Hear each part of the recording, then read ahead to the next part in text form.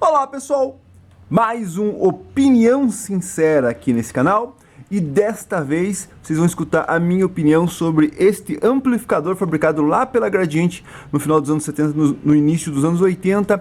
Esse aqui é o Model 160. Então o que você vai ver nesse vídeo hoje? Hoje você vai ver os pontos positivos e os pontos negativos deste amplificador clássico nacional. Então, antes de iniciar o vídeo aqui, eu vou dizer como funciona, né? Para quem ainda não viu nenhum vídeo do Opinião Sincera, vou deixar alguns vídeos aqui na descrição sobre opinião sincera de vários equipamentos.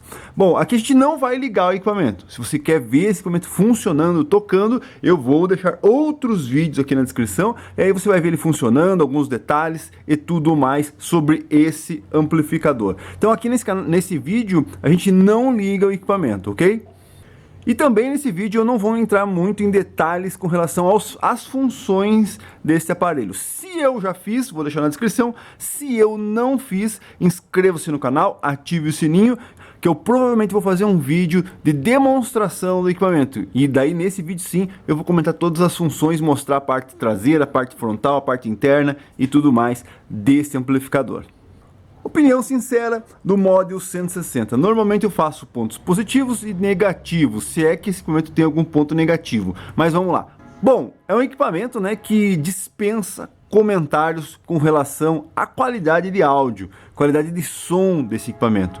É muito conhecido, se você fizer uma pesquisa básica, você já vai ver que o pessoal fala muito bem desse amplificador. Então, com relação à parte sonoridade dele, o pessoal diz que é muito bom. Você vai ver vários relatos de pessoas que tocaram festa, bailinho, casamento, ou até mesmo em sonorização profissional, utilizaram ele para médio ou para agudo nessa época, né, nos anos 80. Então sim, é um amplificador bem recomendado, digamos assim, pelo histórico das pessoas que utilizavam ele na época. Então é um amplificador bem legal. Só lembrando, né, ele está no meio da sua linha de produção, digamos assim. Por quê? Porque a gente tem o Model 80, que seria o básico, o mais simples dessa geração, o Model 120, inclusive eu já fiz um vídeo comparativo entre o Model 120 e o Model 160, vou deixar na descrição aí também, ok?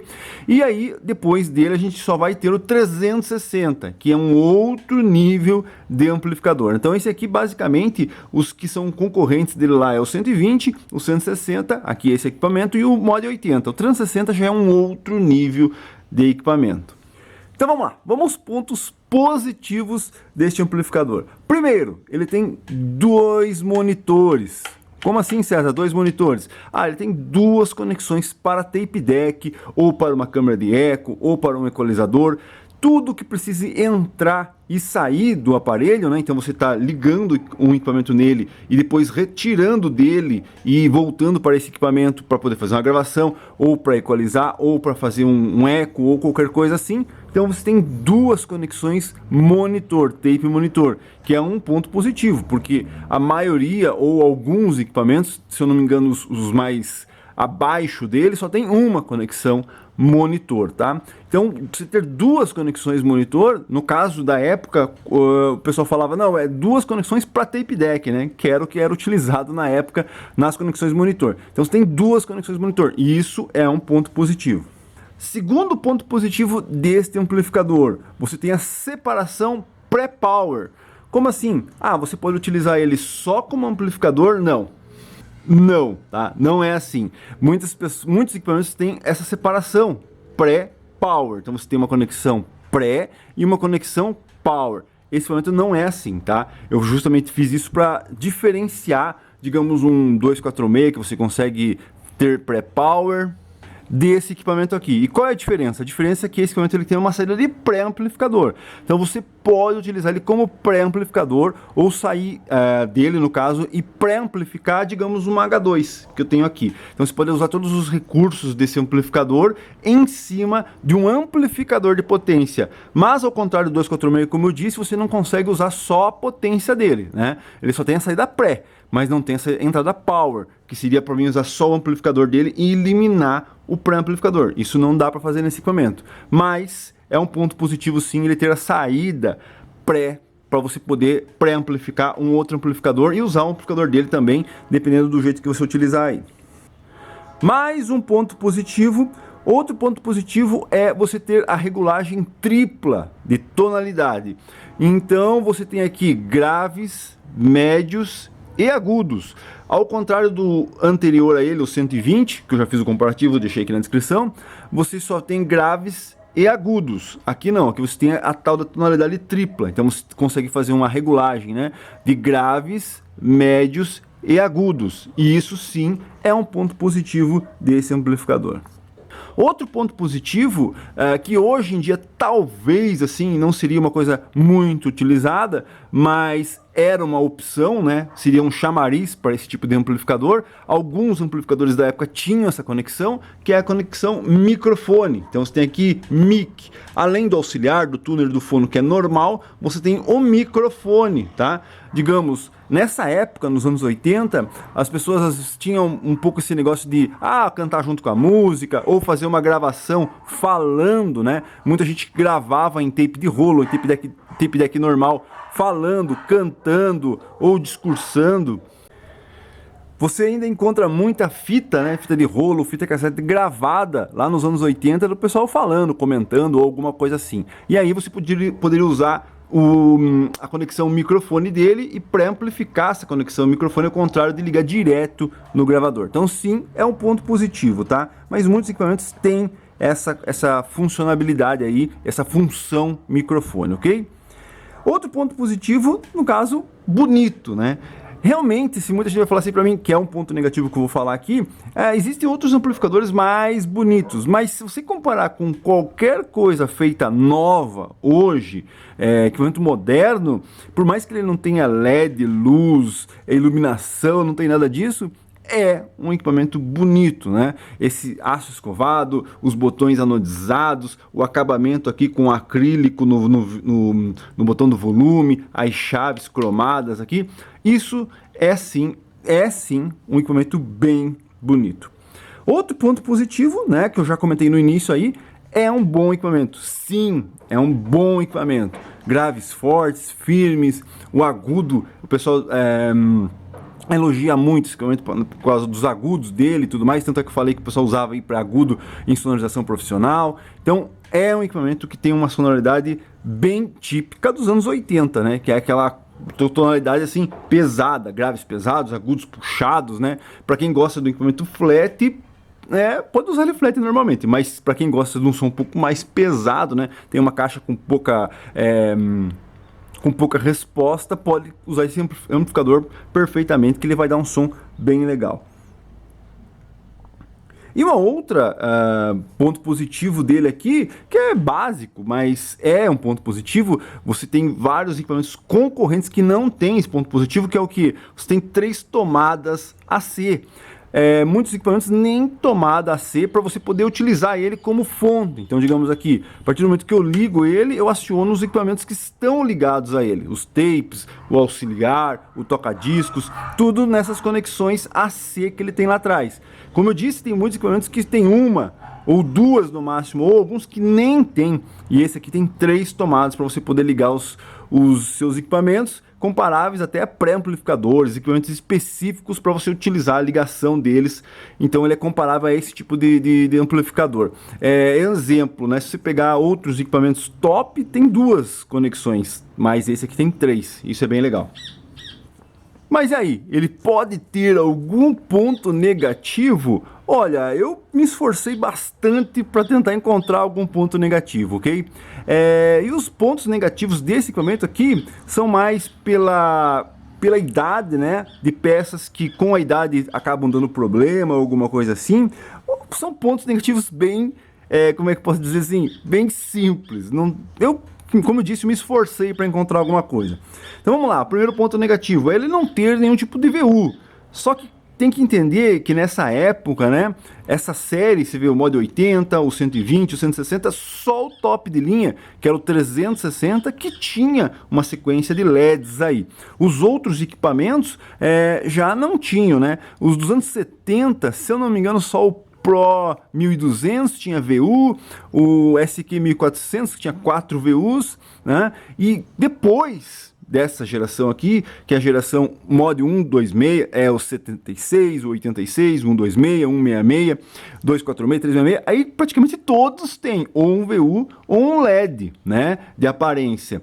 A gente só não vai ter no 76. O 86 tem, o 126 tem, o 166 tem, o 246 tem, o 366 tem. Então todos praticamente têm, menos o 76. E aqui já é o contrário. O único que tem uma sequência de VUs é o top de linha. Então sim, né? Depois dessa geração, a Gradiente se preocupou num visual um pouco mais chamativo com relação aos VUs e aos LEDs. Nessa geração, a gente não tem isso. Então, é um equipamento simples. O único detalhe que ele tem é um LED dizendo que ele está acionado e mais nada. Então, sim, digamos, se você for comparar com outras marcas ou também com os equipamentos que vieram depois dele, sim, seria um ponto negativo. Como eu disse, estou me esforçando para encontrar um ponto negativo, que seria a falta de um LED ou um VU de referência. Bom, outro ponto negativo, que é me esforçando novamente dizendo isso, enfatizando isso, é o tamanho dele. Ele é fora de padrão, mas você tem que entrar no contexto. Qual era o contexto? Essa época de equipamentos não tinham o famoso sistema System, que é uma coisa que me bombardearam lá no vídeo do 2240. Vou deixar aqui na descrição. É que na verdade não é quer dizer que ele é System para usar dentro de casa, né? Mas ele não tinha esse padrão. Hoje você tem o padrão profissional, padrão 19, são todos equipamentos iguais. Se você pôr num rack, você vai pôr todos um em cima do outro, eles vão ficar iguais. Nessa época a gente não tinha um padrão de tamanho, né? Mesmo para os equipamentos residenciais como os profissionais, não tinha. Então ele é fora de padrão. Se você colocar um E1, que é o equalizador que vinha com ele aqui, não é padrão. Se você colocar o CDS 3500, ele é padrão com E1, mas não é com amplificador. Se você colocar um 360 ou qualquer outra coisa aqui em cima dele, ele não vai ficar aquele negocinho bonitinho um em cima do outro, todos eles iguaizinhos no mesmo tamanho, como são os System, né? Mas System residencial, ou como são os equipamentos profissionais modernos padrão 19. Então ele sim, isso é um ponto negativo, ele estar fora de padrão, mas repetindo, é o contexto da época, né? Não existia essa padronização de tamanhos nessa geração aí. Outro ponto negativo que também é forçando muito aqui seria o mau contato. Eu já fiz um vídeo com relação ao mau contato desse equipamento aqui, vou deixar aqui na descrição também. Vai ter vários vídeos aí na descrição para você assistir. Então, com relação ao mau contato, por experiência, né, de pegar vários equipamentos desse, pegar vários equipamentos das outras gerações, a gente tem digamos assim, uma coincidência, digamos assim, desse equipamento aqui ter mau contato. Então, digamos assim, ele tem mau contato nas chaves, tem mau contato no volume, você pega um equipamento desse, por mais que ele tenha uma idade um pouco acima das outras versões, o 86, 126, o 126, o 86 não tem tanto mau contato como um equipamento desse aqui tem. E olha só, que esse equipamento aqui, por mais de ter chaves, e lá no outro sistema é diferente e tudo mais, ele tem proteção, sim, ele tem umas borrachas aqui que protegem de poeira, aqui ele tem borracha que protege de poeira, né? Mas mesmo assim, não sei o porquê, talvez porque a chave aqui internamente ela é mais aberta do que as dos outros modelos, mas sim, você pega um equipamento desse com 40 anos e às vezes está muito tempo parado, quando você vai fazer ele funcionar, ele está com mau contato em tudo, ao contrário do 186, no 126, que às vezes está lá parado 20 anos e você pega, ele funciona praticamente com um mau contato só no potenciômetro de volume. Já esse aqui tem mau contato em tudo. Olha, o 126 também tem alguns mau contatos nas chaves e tal, mas vou dizer uma coisa para você, isso é uma coisa minha mesmo, questão minha. Esse tipo de equipamento, você pega assim com ele muito tempo parado, você vai precisar fazer manutenção nas chaves, porque sim, sempre tem mau contato. Outro ponto negativo, lembrando, vou bater nessa tecla, eu estou forçando os pontos negativos do aparelho. Outro ponto negativo que acontece com alguns equipamentos aqui é a serigrafia fraca. Sim, tanto o 360, se você olhar chorando para ele, dependendo do modelo da época que ele foi feito lá o painel, ele simplesmente sai as letras. Se você simplesmente baforar em cima do equipamento desse, ele sai letra. Nesse caso aqui não, ele não saiu letra, não. Mas se você pegar um equipamento desse aqui, às vezes com intacto a letra, e molhar só com água e sabão, ele já começa a sair tudo aqui as letras, né? Vou dar um parênteses aqui, não tanto como os Quasar Laboratório. Laboratório você não pode limpar de maneira nenhuma. Tentou limpar com qualquer coisa, sai tudo letra. Mas, sim, se você for comparar com o Mod 86, com os que vieram depois, Os que vieram antes não, porque são aparelhos diferentes, né? Pintura preta, não tem as mesmas características que esse equipamento aqui. Mas os que vieram depois, o 246, o 86, tem uma tendência de ter uma durabilidade maior na serigrafia feita nele do que esse equipamento aqui. Tanto esse como o 120 e como o 360, até mesmo o Mod 80, depende do aparelho, não sei se é por onde ele viveu, ou se é o tipo de tinta que era usada, se era o tipo de acabamento que era feito, mas tem alguns equipamentos desse aqui que se você molhar, ele começa a boiar todas as letras aí e faz a famosa sopa de letrinha no painel. Então sim, seria um ponto negativo, como eu disse, puxando bem para achar pontos negativos e puxando bem para encontrar esses pontos negativos. E mais um ponto negativo, mas olha, não é bem um ponto negativo, né? É o que? A conexão de caixa desses equipamentos aqui. Essa minha geração aqui, esse meu equipamento é um exemplo, ele tem uma geração anterior e ele tem um sistema de conexão de caixa muito ruim. É bom? Para você que sabe fazer conexão, sabe ligar, é muito boa essa conexão, mas com o tempo ela acaba quebrando os botõezinhos lá, para quem conhece, ele começa a esfarelar, ele perde o plástico, começa a quebrar, e aí você tem esse problema de às vezes estar com tudo quebrado, aí você tem que trocar o parafuso, colocar outro parafuso, meter chave de fenda, deixar o parafuso desencapado, pegando corrente ele direto, né? Todo ele exposto, né, a um curto ou alguma coisa assim. Então, sim, essa conexão aqui é um ponto negativo também. Se você pensar também, a versão que veio depois, que é aquela de apertar e tudo mais, também é um ponto negativo porque é muito ruim, você não consegue enfiar o fio direito, dá mau contato. Óbvio, se você for comparar com outros equipamentos, né, com o próprio A1, mas aí são equipamentos top, né, comparar com equipamentos top.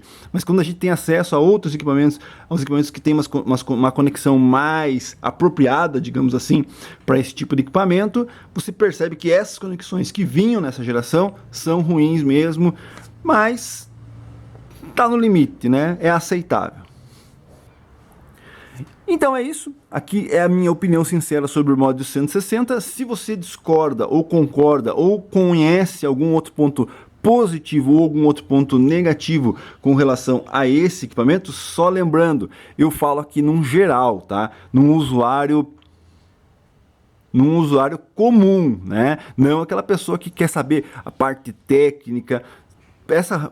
Pontos negativos e pontos positivos com relação à parte técnica desse equipamento, aí seria uma outra coisa, tá? Então, para a pessoa que quer comprar um equipamento e usar, essa é a minha opinião sobre o equipamento, beleza? Uma coisa que eu posso te dizer é o seguinte, se você perguntar alguma coisa da parte técnica desse amplificador, eu vou dar só um detalhe. Qual o detalhe? Esse tipo de amplificador, 360, 160, 120, você encontra muito mais fácil esses equipamentos aqui, bem originais, sem às vezes nunca ter sido mexido, do que muitos outros equipamentos. Mas como eu disse, aí é mais a parte técnica, tá? Então se você discorda de qualquer coisa que eu falei, ou quer acrescentar algum ponto positivo, algum ponto negativo na relação que eu fiz aqui, deixa aqui nos comentários o que você acha de tudo que eu disse sobre o Mod 160 da Gradiente. Então é isso aí. Opinião sincera do 160, inscreva-se no canal, ative o sininho e dê uma olhadinha nos outros vídeos que eu deixei na descrição para ver ele funcionando, para ver ele tocando, alguns detalhes desse equipamento aqui, vou deixar aqui na descrição alguns vídeos. É isso aí, acompanhe o canal aí, não esqueça de dar o like e valeu!